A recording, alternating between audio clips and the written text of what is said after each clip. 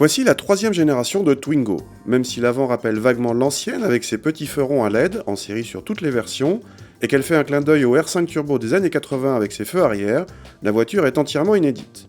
Sur la nouvelle Twingo, le moteur est en effet à l'arrière et entraîne les roues arrière. Tout est chamboulé, donc y compris le nombre de portes qui passe de 3 à 5 avec des poignées arrière plus ou moins dissimulées dans le montant C. À l'avant, pas de coffre, mais avoir déverrouillé le capot, on a accès au bocal de lave-glace ou à la batterie. La nouvelle planche de bord utilise des plastiques durs comme la concurrence, mais l'assemblage est correct pour la catégorie. Vous pouvez ajouter des touches de couleur autour de la planche de bord et sur les aérateurs, la boîte à gants ou la sellerie. La partie multimédia est ici assurée par le système R&Go qui utilise votre smartphone. À l'arrière, la Twingo a perdu sa banquette coulissante et l'habitabilité devient dans la norme de la catégorie, mais supérieure à celle des C1 108.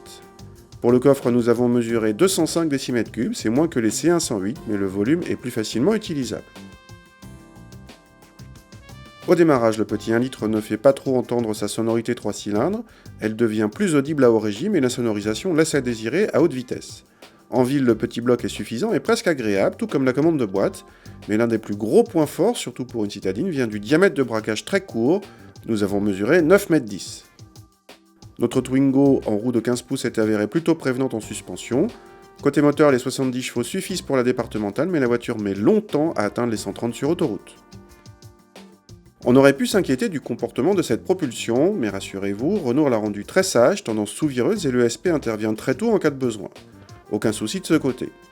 Parlons budget pour finir, la Twingo débute à 10 800 € et notre version d'essai coûte 12 300 € avec la clim de série et le GPS si vous avez un smartphone. Le toit ouvrant en toile est quant à lui en option à 1000 € quelle que soit la version. À la pompe, nous avons mesuré 6 litres 1 de moyenne, c'est dans la bonne moyenne de la catégorie, mais moins bien que les très sobres C1 108 Aigo.